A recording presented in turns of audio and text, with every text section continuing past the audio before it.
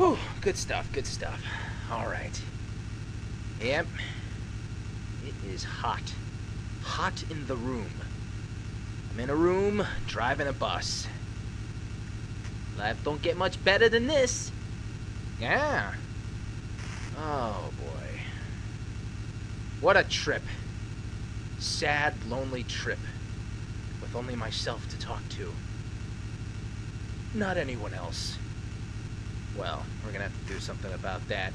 But for now, let's finish up some George Carlin. I think this is the rest of Jammin' in New York, back from 1992. I was in grade school then. Let's check it out.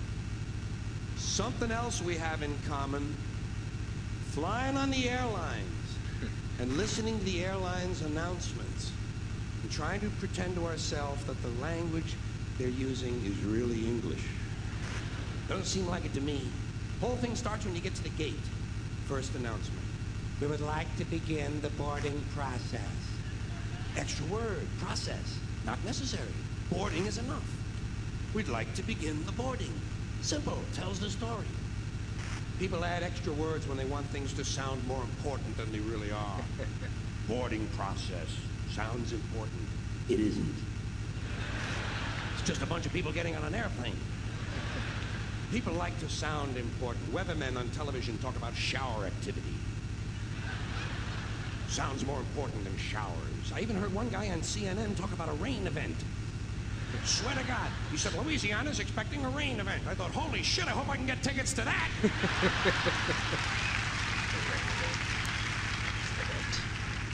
Like this. Emergency situation.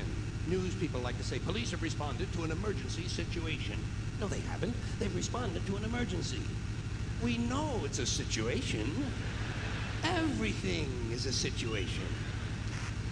Anyway, as part of this boarding process, they say, we would like to pre-board. Well, what exactly is that anyway? What does it mean to pre-board? You get on before you get on? That's another complaint of mine. Too much use of this prefix pre. It's all over the language now. Pre this, pre that. Place the turkey in a preheated oven. It's ridiculous. There are only two states an oven can possibly exist in, heated or unheated. Preheated is a meaningless fucking term. It's like pre-recorded. This program was pre-recorded. Well, of course it was pre-recorded. When else are you going to record it? Afterwards? That's the whole purpose of recording, to do it beforehand. Otherwise, it doesn't really work, does it? Pre-existing, pre-planning, pre-screening. You know what I tell these people? Pre-suck my genital situation. Pre-clockmonger. And they seem to understand what I'm talking about. Anyway, as part of this pre-boarding, they say, we would like to pre-board those passengers traveling with small children. But what about those passengers traveling with large children? Suppose you have a 2-year-old with a pituitary disorder. You know, a 6-foot infant with an oversized head. Kind of kid you see in the National Enquirer all the time. Actually, with a kid like that, I think you're better off checking him right in with your luggage at the curb, don't you? Well, they like it under there. It's dark. They're used to that. About this time, someone is telling you to get on the plane. Get on the plane, get on the plane. I say, fuck you, I'm getting in the plane. In the plane. Let Evel Knievel get on the plane. I'll be in here with you folks in uniform. There seems to be less wind in here. They might tell you you're on a non-stop flight. Well, I don't think I care for that. No, I insist that my flights stop. Preferably at an airport. It's those sudden, unscheduled cornfield and housing development stops that seem to interrupt the flow of my day. Here's one they just made up. Near miss. When two planes almost collide, they call it a near miss. It's a near hit. A collision is a near miss. Look, they nearly missed.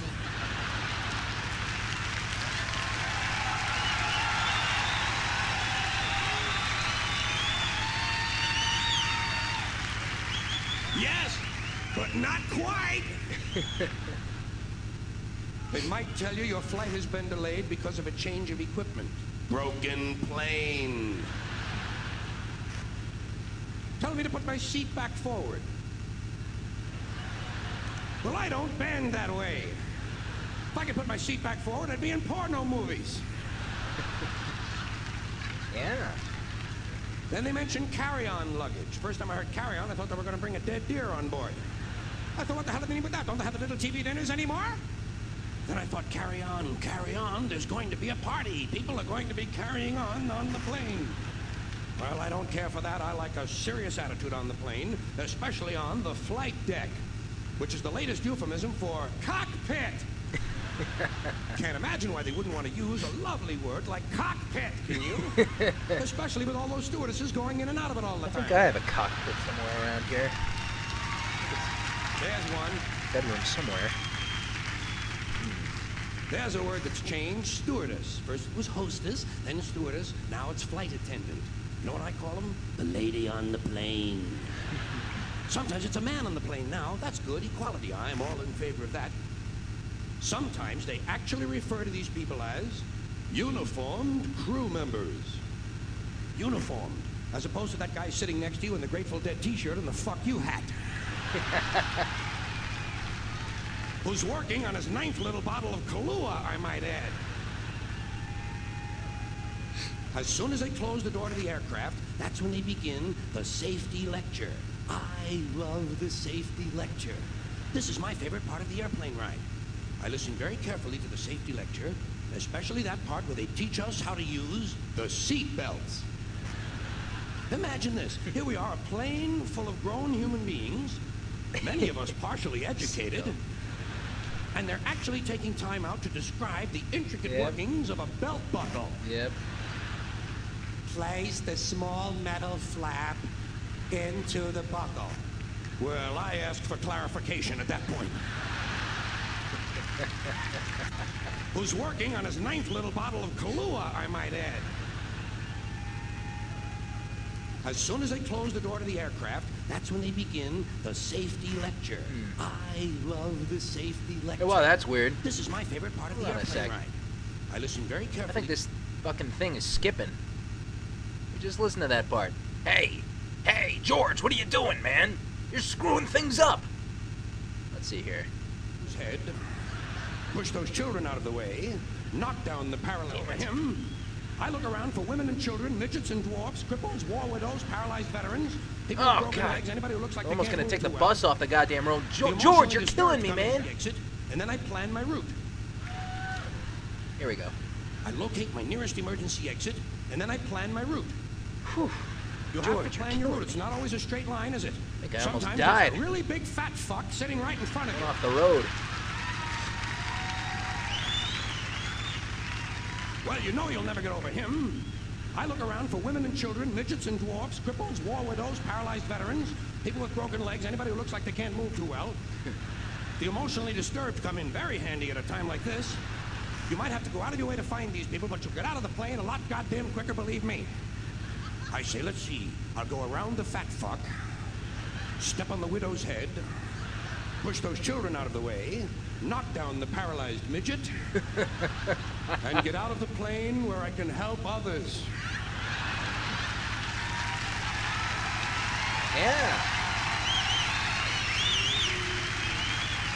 I can see Scorch doing something like that. I can be of no help to anyone if I'm lying unconscious in the aisle with some big cocksucker standing on my head. I must get out of the plane, go to a nearby farmhouse, have a Dr. Pepper, and call the police. The safety lecture continues. In the unlikely event, this is a very suspect phrase, especially coming as it does from an industry that is willing to lie about arrival and departure times.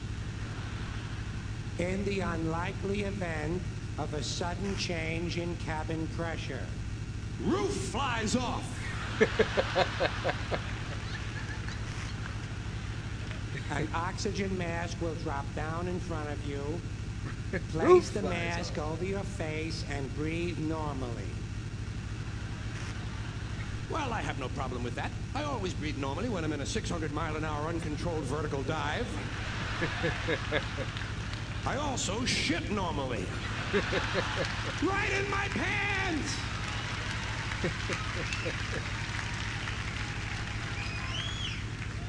They tell you to adjust your oxygen mask before helping your child with his. I did not need to be told that. In fact, I'm probably going to be too busy screaming to help him at all. This will be a good time for him to learn self-reliance. If he can program his fucking VCR, he can goddamn jolly well learn to adjust an oxygen mask. Fairly simple thing, just a little rubber band in the back is all it is. Not nearly as complicated as, say, for instance, a seatbelt. The safety lecture continues. In the unlikely event of a water landing.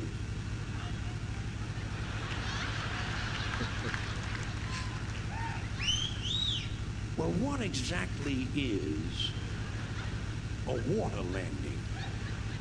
Am I mistaken, or does this sound somewhat similar to crashing into the ocean?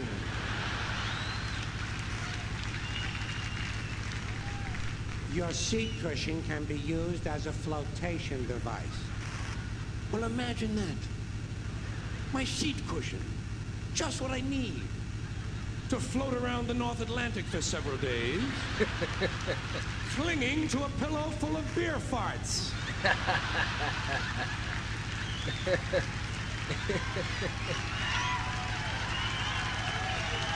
Nothing like a good old beer fart. Thank you.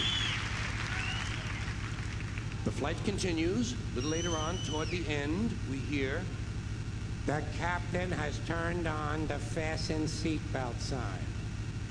Well, who gives a shit who turned it on?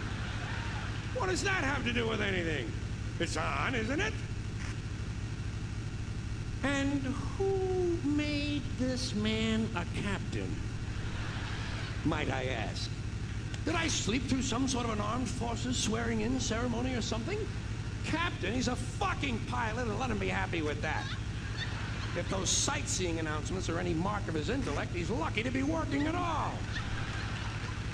Tell the captain, Air Marshal Carlin says, go fuck yourself.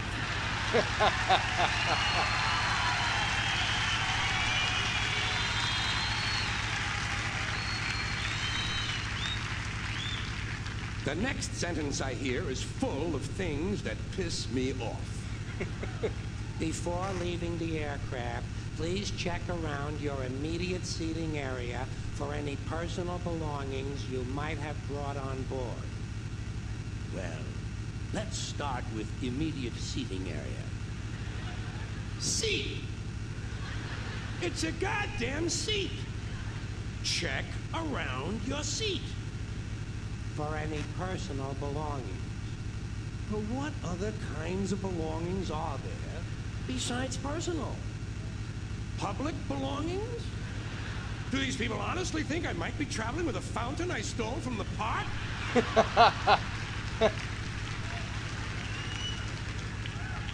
You might have brought on board. Well, I might have brought my arrowhead collection. I didn't, so I'm not going to look for it. I'm going to look for things I brought on board. Would seem to enhance the likelihood of my finding something, wouldn't you say? Tell me to return my seat back and tray table to their original upright positions? Fine. Who's going to return this guy in the Grateful Dead t-shirt and the fuck you hat to his original upright position? Out this time, they tell you you'll be landing shortly. That sound to you like we're going to miss the runway? Final approach is not very promising either, is it? Final is not a good word to be using on an airplane. Sometimes the pilot will get on, you'll say, we'll be on the ground in 15 minutes. Well, that's a little vague, isn't it? Now we're taxiing in.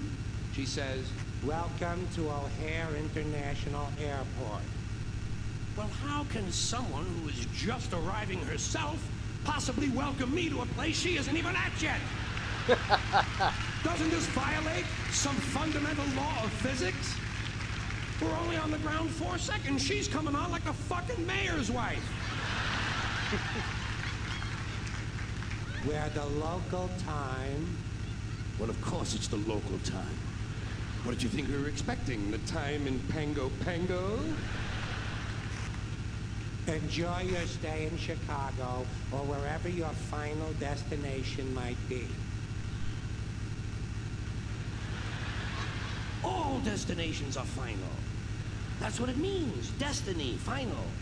If you haven't gotten where you're going, you aren't there yet.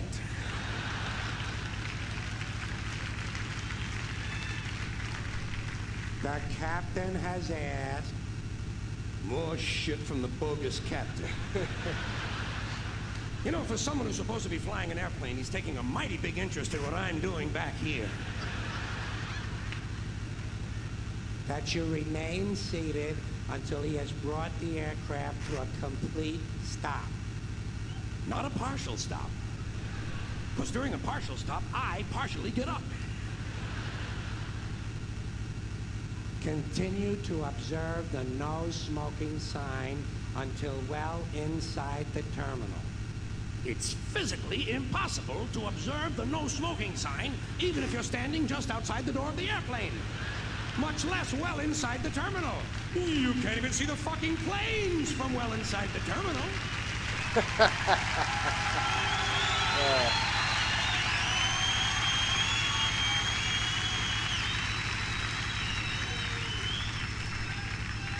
Which brings me to terminal. Another unfortunate word to be used in association with air travel. And they use it all over the airport, don't they? Somehow I just can't get hungry at a place called the Terminal Snack Bar. But if you've ever eaten there, you know it is an appropriate name. Thank you. Thank you very much. What do we got next? Golf courses for the homeless. This is a good skit.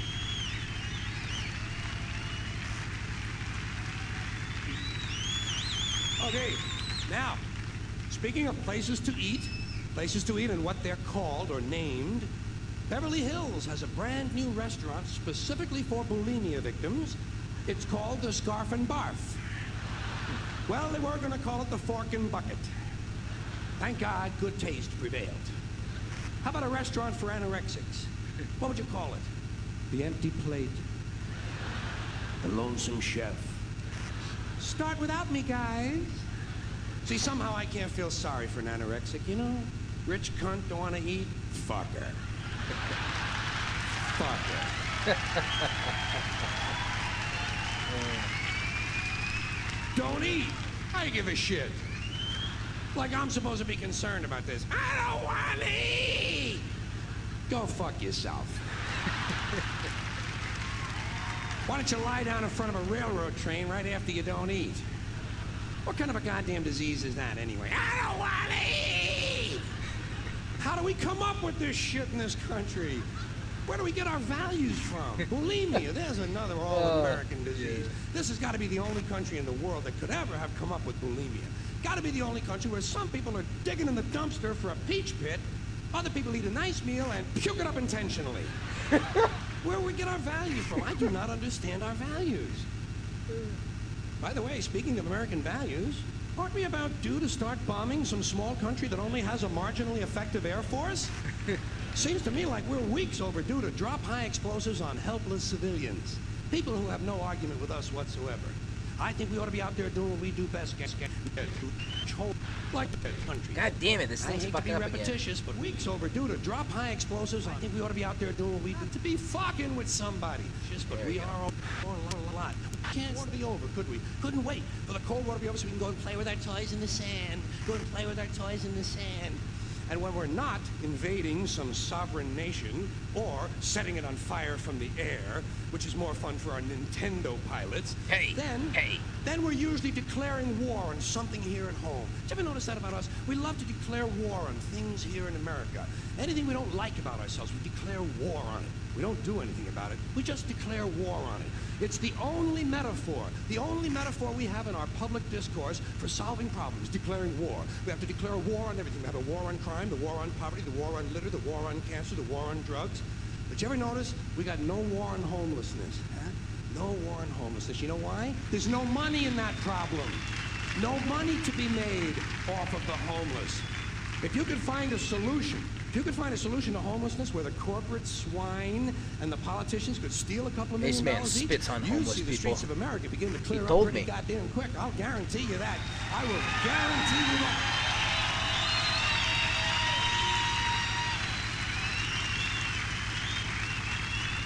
I got an idea. You know what they ought to do? Give the homeless their own magazine. Give them their own magazine. Would make them feel better, for one thing. That's a sure sign of making it in this country. Every group in this country that arrives at a certain level has its own magazine. We have Working Mother magazine, Black Entrepreneur magazine, Hispanic Business magazine. In fact, any activity engaged in by more than 4 people in this country has got a fucking magazine devoted to it. Skydiving, snowmobiling, backpacking, mountain climbing, bungee jumping, skeet shooting, duck hunting, jerking off, playing pool, shooting someone in the asshole with a dart gun. They probably got a fucking magazine for that. Walking! For Christ's sakes, walking! There's actually a fucking magazine called Walking. Look, Dan, the new Walking is out. Here's a good article, putting one foot in front of the other. Give them their own magazine. Give them their own magazine. You know what you call the magazine for the homeless? Better Crates and Cartons. Yeah, then when they get finished reading it, they can use it to line their clothing. That's a good, sound business solution, isn't it? That's the kind of answer you get from a conservative American businessman that's going to say, yeah, let them read it. When they get finished reading it, they can use it to plug up the holes in them piano crates they all seem to like to live in. A good, sound, practical, conservative American business solution. I got an idea about homelessness. You know what they ought to do? Change the name of it.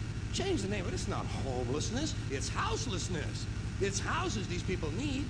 A home is an abstract idea. A home is a setting. It's a state of mind. These people need houses. Physical, tangible structures.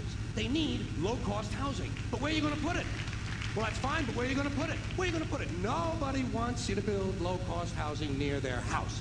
People don't want it near them. We got something in this country, you've heard of it, it's called NIMBY. N-I-M-B-Y. Not in my backyard.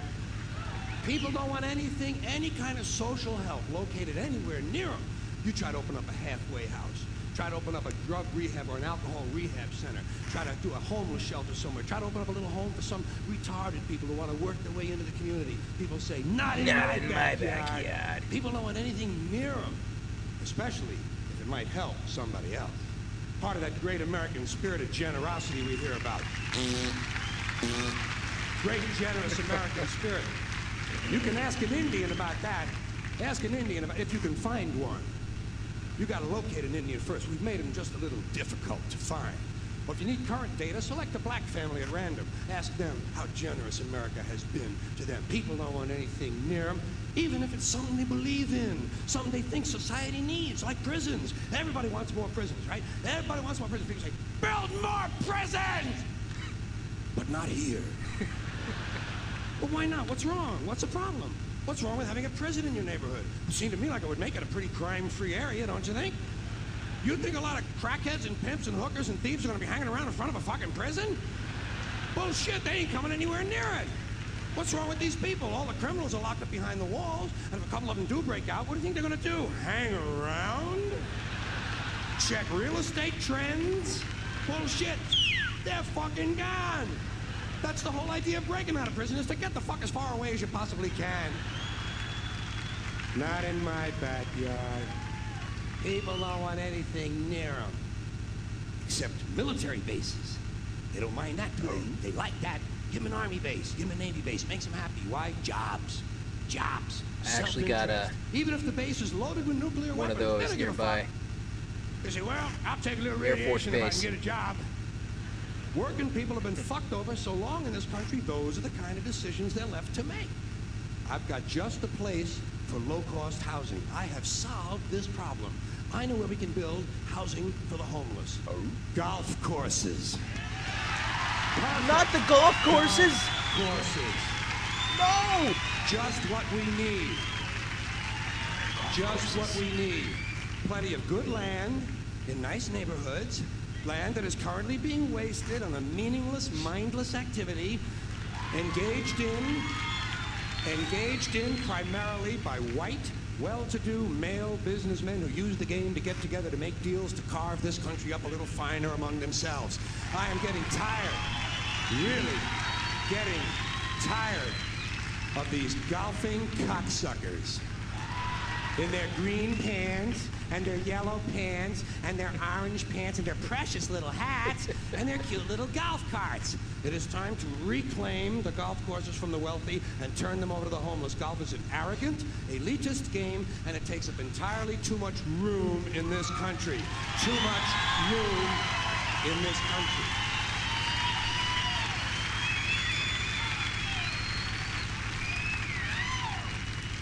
It is an arrogant game on its very design alone. Just the design of the game speaks of arrogance. Think of how big a golf course is.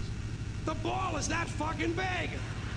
What do these pin-headed pricks need with all that land? There are over 17,000 golf courses in America. They average from 150 to 200 acres apiece. That's 3 million plus acres. 4,820 square miles. You could build 2 Rhode Islands and a Delaware for the homeless on the land currently being wasted on this meaningless, mindless, arrogant, elitist, racist, there's another thing. The only blacks you'll find in country clubs are carrying trays, and a boring game. Boring game for boring people. You ever watch golf on television? It's like watching flies fuck. And a mindless game, mindless. Think of the intellect it must take to draw pleasure from this activity. Hitting a ball with a crooked stick and then walking after it. And then hitting it again. I say, pick it up, asshole. You're lucky you found the fucking thing. Put it in your pocket and go the fuck home. You're a winner. You're a winner. You found it. No. Never happened. No. No chance of that happening. Dorco in the plaid knickers is going to hit it again and walk some more. Let these rich cocksuckers play miniature golf. Yeah. Let them fuck with a windmill for an hour and a half or so. I love miniature golf. See if there's really any skill among these people. Now, I know there are some people who play golf who don't consider themselves rich. Fuck them! And shame on them for engaging in an arrogant, elitist pastime. Hey, here's another place we could put some low-cost housing. Cemeteries. There's another idea whose time has passed. Saving all the dead people for one part of town? What the hell kind of a medieval, superstitious, religious bullshit idea is that? Plow these motherfuckers up, plow them into the streams and rivers of America. We need that phosphorus for farming. If we're going to recycle, let's get serious.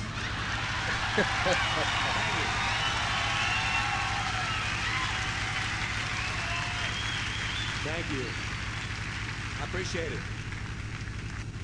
I appreciate that. All right. I think we'll stop his rants and rampages.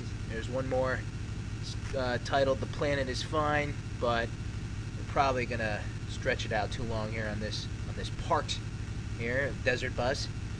Oh man, like I'm really hot, so I was just like trying to just chill, not move, just enjoy listening to that while not moving, you know, like trying to cool myself in the shade, you know, little movement. That's what the animals in like fucking Africa and like Asia and Australia do, you know, they just kind of don't move, you know, conserve energy, don't get yourself hot.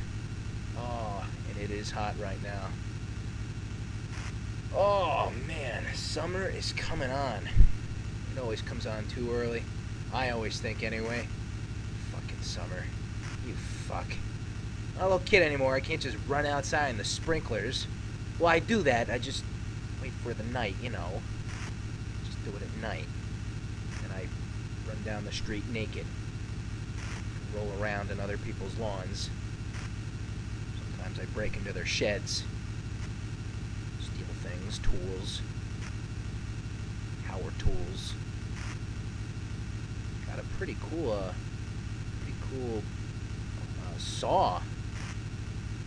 Pretty badass. Okay, anyway. Hey, I think it's about time we call this this bit a wrap. So, get ready for the next part. We'll finish up that George Carlin. Maybe we'll play some more. Good stuff. See you guys.